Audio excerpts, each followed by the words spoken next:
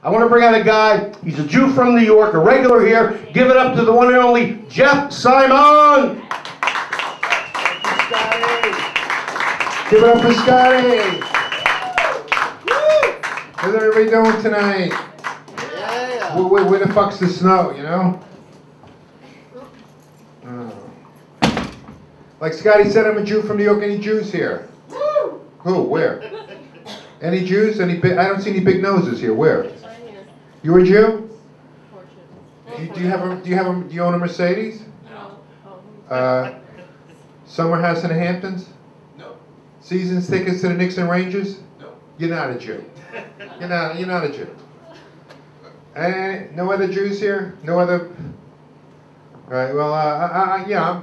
I'm a Jew. I'm not religious. You know, like the only time I believe in God is when I need a favor.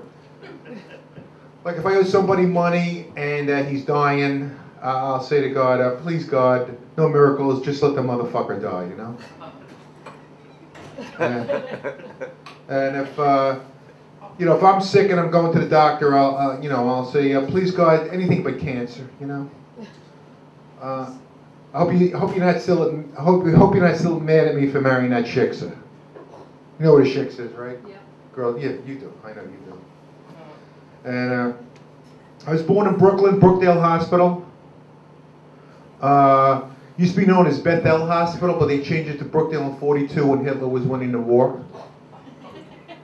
Brookdale was the only hospital in New York City where the doctors had like Hitler mustaches and did the Nazi salute. I grew up in the '50s. I was a big baseball fan. My favorite player was the Mickey Mantle. I read his autobiography 10 times. Used to wear number 7 in Little League. And I used to show up for all the games, drunk or stoned, just like the Mick. And my favorite Jew in the Yankees was the general manager. Yeah, they finally got a Jew in his 70s, Ronnie Bloomberg. The only problem is Mayor Bloomberg was a better ball player than that piece of shit. Is there anybody out there? Yeah, every Jew I know voted for Obama. You know, you must have voted for Obama, right? Yeah. Oh, yeah, because they're liberal Democrats. You're a liberal Democrat, right? No. No. All right. I voted for Obama because I love basketball. You know. You're like if I'm ever in a playground and I tell some black guy that who's got next that I get voted for Obama, there's a good chance he'll give me a run. You know, like Kenny, right? You know, if not, the wait time on these courts like 2 hours. You know, like that West 4th Street court, you know, in the Village. Forget about it. And the 2 biggest lies in the world are. You know, the checks in the mail and I won't come in your mouth. You've heard that, right? Except if you're a Jew. If you're a Jew, the 2 biggest lies are you're lucky I like you because I'm losing money on this deal, or I swear on my firstborn son's head that I swear on my firstborn son's head that I'm telling you the truth. You know, I just want to make a deal with a Jew one time and not hear those 2 lies. You know, I just want to hear, you know. I hate your guts, I don't have any kids. I'm fucking you over so bad on this deal, you're gonna need a new asshole when I get through with you. Where do I sign? I would just give anything to hear the truth. Well, just one time, you know? I don't care that I'm getting fucked, you know? The best deal I ever made was marrying a shiksa. You know, that's a girl that's not Jewish. We had 3 kids, none of them got bar mitzvah. I made $100 grand on that deal. We got married by a priest and a rabbi. The priest didn't want to marry us because I'm a Jew. But when I showed him a naked picture of my 8-year-old nephew, he gave me a high five, said, I'll do your ceremony. And the rabbi didn't want to marry us either. He says, what do you want to marry a shiksa for? I said, hey, rabbi, shut the fuck up. I'm going to give you $100. Just do the ceremony. He says, okay. And when the ceremony was over, I handed him a $100 bill. And before I had a chance to ask him if he could stay for the dinner, this guy just flew out the door to the next gig, you know? You believe that? If I was a coach in the NFL and it was a 1st and goal on the 1-yard line, and I called the play a rabbi running to his next gig. It would score a touchdown every time. Wow.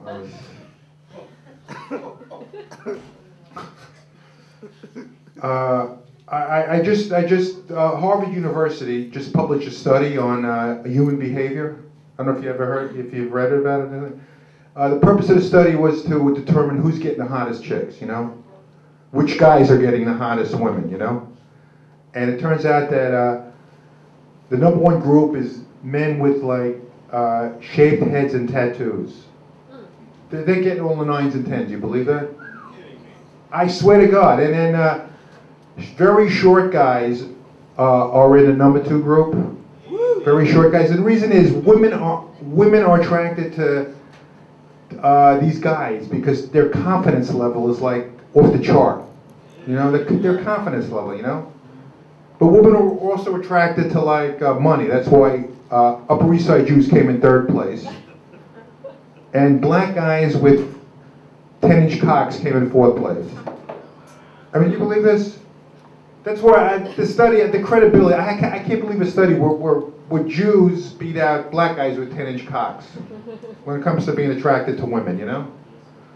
What the hell's the story? Well, speaking of 9s and 10s, I was with this woman this weekend. She had a 10 face and a 1 body. I looked at her face and said, I want to fuck this chick. Then I look at her body and say, I don't think so. I mean, this woman, she didn't have tits. She had like 2 pimples on her chest, you know, and no ass. I'd rather fuck a woman with a 1 face and a 10 body because you could put a bag over you know, her face, you know. That's not very nice, right? And I think you know which date? First dates are the toughest, right? First dates, right? I never know which weed to smoke on a first date, you know? Like if the chick is at least a 7, I got this 500 an ounce shit that will literally knock your socks off, you know? And if the chick's like a 3 or a 4, I got this stuff 200 an ounce, you get a decent buzz.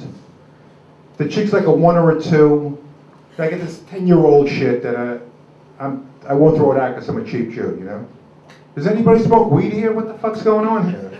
Woo! You guys with me or what? Kenny, you into weed or what? All right. Yeah, so the problem is, well, like, if I'm, you know, if the first date's a 5, I don't know whether to smoke the 500 an ounce shit or the 200 an ounce shit, you know? Last time it happened, I got such a bad headache, I couldn't enjoy the date, you know? I think I smoked the 500 an ounce shit. God, this is, I don't know if it's a crowd or me or what. I tell you, I hate getting dumped, you know? I just hate getting, the last time I got dumped was New Year's Eve. The plan was to fuck this chick at midnight, and then she was going to make us this Grand Slam breakfast on New Year's Day. But I had too much to drink.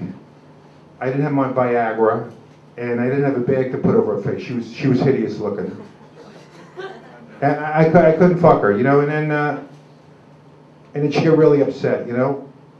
Maybe chicks, can you help me out? Why do you get so upset if a guy can't fuck you once in a while? Guy can't get it up. What's going on? Can you give a guy a break or something once in a while? Will any of you chicks give a guy a second chance? If he can't, you know, he can't get it up. What? There's money? Who said that? You're not a prostitute. No. And yeah, but this chick was pretty cool. The next day, she did make me breakfast, and then she dumped me. You know, right after breakfast. I was with this woman. She had the most incredible ass, one of the most incredible asses I've ever seen, and she was really smart. She used to sell real estate in New York City, and I asked her to move in with me. She wants a $100,000 line of credit and a weekly allowance. Can you believe? I can understand a weekly allowance, but $100,000 for a decent ass and a brain? Can you believe me? What should that cost? An okay ass, a brain, you know, okay tits, and you know, an okay face. What should that cost? What would you charge a guy for that? Anybody? What woman? Any help here? No. Thanks anyway, you know?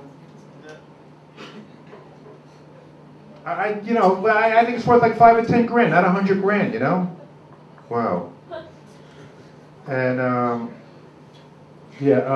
but I tell you, I know this woman, she's really nice, but she's got more baggage than a non-stop Delta jet from Nicaragua to JFK. Nobody on a plane is ever going back to Nicaragua. I mean, her asshole son still lives at home. Her dog gets chemo. You believe it? He needs 2 more rounds, and he might need a transfusion. I see it, Scotty. I know you're there. I mean, there's 2 people here and a fucking guy going, I don't see you, right? And the dog gets chemo, but the dog has a living will. He refuses to get to go on a respirator, and he won't take a feeding tube. You know, this fucking dog, you know. And her mother has MS, her father has Parkinson's. If David Letterman did a top 10 list on this woman's priorities, I wouldn't make it, you know? I can't be with a woman if I'm not in her top 10 list, you know? Like I said, you don't get invited to family functions, you never get to meet her kids, and you never get laid, you know? You gotta be in the fucking top 10, you know? I'm not looking at being number 1, I'll take 9 or 10, you know? The bar is low, you know, and, you know, the bar is low, they don't expect much, and you're probably hanging in there for 2 months before I get dumped, you know? All right, thanks a lot. You people ended my comedy career. I'm going to go into my new business, aluminum siding, you know? You killed me, you motherfuckers. All right, keep it going. He's a pharmacist, man. He gets some good drugs. What's wrong with you people? For God's sakes.